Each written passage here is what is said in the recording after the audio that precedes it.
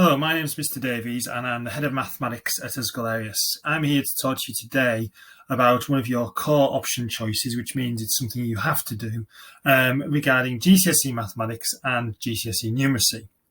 These qualifications are two separate qualifications. That means you get two GCSE grades, one specifically in maths and one specifically in numeracy, both carrying the weight of a single GCSE.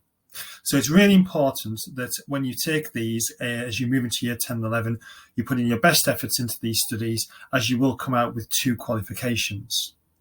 So how are the qualifications split up? Well, GCSE Mathematics is a very straightforward subject. It covers all the elements of maths, such as statistics, data, shape, and some number. It's split into three tiers: at the higher, intermediate, and foundation. Your tier will be determined over the course of 2 years. You will initially be put into groupings in year 10, and as a process of half-termly assessments, we will decide ultimately which tier you'll be entered for at the end of the 2-year qualification. As you can see, the higher tier is an A star to C qualification at GCSE. Intermediate will allow you to achieve B to E grades, and foundation D to G.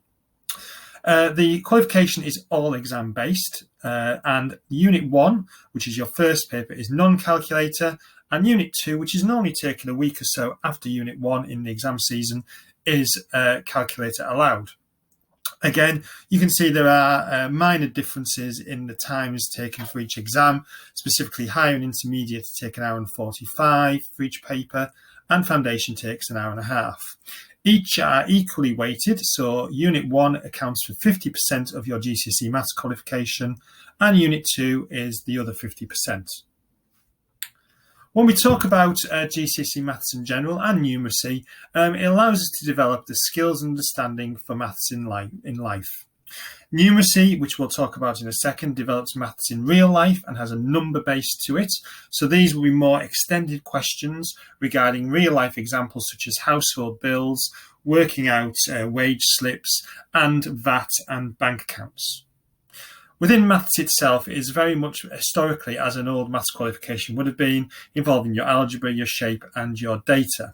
What we're aiming to do over the course of this course is help you communicate more mathematically and in a wide variety of forms, should you then go on to study it at A level or go to college to follow a course that requires some maths qualifications. When we talk about GCSE Numeracy, again, it's a very similar process. You would be put into one of 3 tiers over the course of the 2 years. The grade boundaries are the same for each tier. Again, the Unit 1 and Unit 2 account for 50% each of the qualification, and the timings are the same. You will normally find that you will do 2 papers in the first week of the exam season and the Unit 2 papers in the second, so you don't have an overload of maths in any particular week when you do your exams. There are some common questions that are usually asked at the Year 9's options evenings, in that, will I do my GCSEs early? In some cases, it may be possible for you to do your GCSEs early. We have a group in higher tier that does their exams in the November of Year 11 and allows them to do the Level 2 additional mathematics qualification. Also, we have some groups intermediate and foundation that do early entry in the November of Year 11 to take the pressure off their exams in the summer. Are there any other qualifications? Well, as I've mentioned before, if you move to Set 1 in maths in year 10 and 11, you will have the opportunity to do the Level 2 in additional mathematics. This is quite a useful stepping stone for those wishing to do A-level mathematics or study sciences at A-level. It's also very useful to have should you go on to do university study, as it's an extra qualification you would ultimately write on your UCAS form. How do we prepare for the exams? Well, what we tend to do in the Maths faculty is we have a range of resources, and we'll be using Microsoft Teams in the future to give you access to these resources. We also put on other after-school revision sessions on the run-up to exams, and we're always there to help you if you have any problems. So that's the summing up of the GCSE Maths and Numeracy qualifications.